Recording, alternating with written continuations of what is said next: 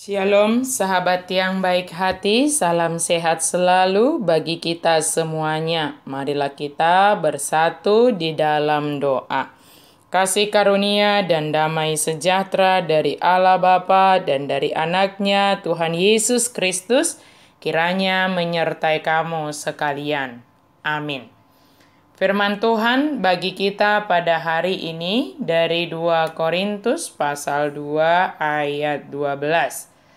Karena kami mempunyai pengharapan yang demikian, maka kami bertindak dengan penuh keberanian. Marhiras ni rohas itu tu dohami atong mangasahon pakirimon nasai balga. Pengharapan yang menghasilkan keberanian. Pengharapan menghasilkan kuasa yang begitu besar, yang membuat kita mampu untuk maju terus. Apalagi yang dihasilkan oleh pengharapan, membuat kita sadar bahwa hidup kita di dunia hanyalah sebagai musafir, pendatang, atau perantau, sebagaimana renungan kita pada 2 hari yang lalu. Dunia ini bukan rumah kita yang kekal, sebab itu tidak seharusnya kita mencurahkan semua pikiran kita, semangat, kekuatan kita hanya bagi dunia tempat kita yang sementara ini. Kita perlu mengadakan persiapan bagi hari depan. Kita mempunyai pengharapan yang kekal. Itu sebabnya kita perlu membangun sistem konsep nilai yang kekal.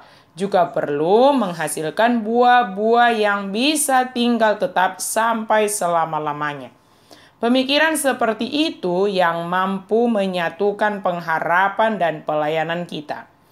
Memberi kekuatan yang ulet pada kita. Ini menjadi dampak dari pengharapan itu juga. Setelah memperoleh pengharapan, hidup kita menjadi lebih sempurna.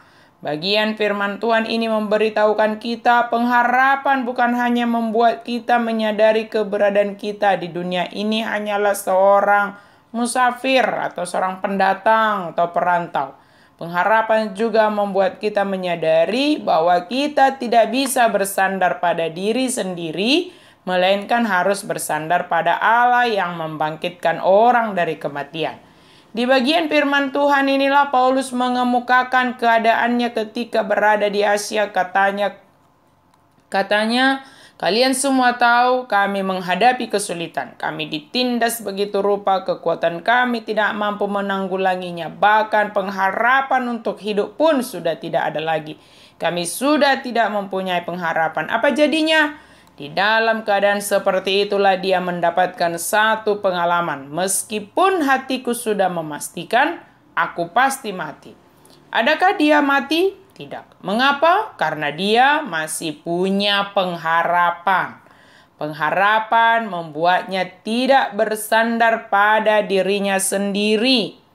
Hanya bersandar kepada Allah yang membangkitkan orang dari kematian. Puji Tuhan. Maka seorang yang berpengharapan akan memutar arah hidupnya. Kalau dulu dia bersandar pada dirinya, pada kepandaiannya sendiri, pada pengetahuannya, pada pengalamannya, pada talentanya, tapi sekarang dia menyadari semua itu tidak dapat disandari.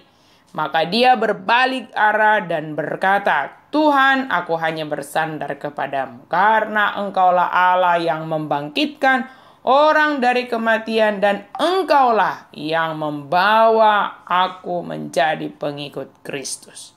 Kemudian pengharapan itu memberi sukacita. Paulus berkata, karena kami mempunyai pengharapan, maka kami menantikan datangnya hari itu dengan sukacita. Meskipun kami berada di dalam kesusahan, kami tetap bersukacita. Orang yang mempunyai pengharapan, meski berada di dalam penderitaan, masih tetap mempunyai sukacita. Kemudian, pengharapan membuat kita memiliki dinamika untuk selalu hidup yang suci. Seorang yang berharap kepada Tuhan akan menantikan kedatangan Kristus yang kedua kali. Orang yang menantikan kedatangan Kristus tentu akan memelihara kesucian dirinya. Semua ini saling kait-mengait. Mana ada orang yang sambil menantikan kedatangan Kristus sambil berbuat dosa dengan sengaja. Setiap orang yang menaruh pengharapan pada Tuhan pasti akan memelihara kesucian dirinya. Adakah hidupmu tidak suci? Karena kau tidak mempunyai pengharapan. Adakah kau sungguh mempunyai pengharapan?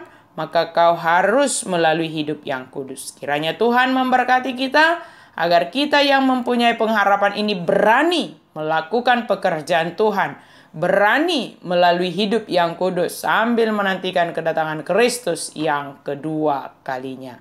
Amin. Mari kita berdoa. Terima kasih Tuhan untuk firman-Mu. Biarlah kami kiranya senantiasa hidup di dalam pengharapan, sekalipun kami menghadapi penderitaan, pergumulan yang sangat berat, tetapi biarlah pengharapan memberikan kami kekuatan, pengharapan memberikan kami keberanian, pengharapan senantiasa memenuhi hati dan pikiran kami. Dalam nama Yesus kami berdoa dan bersyukur. Amin.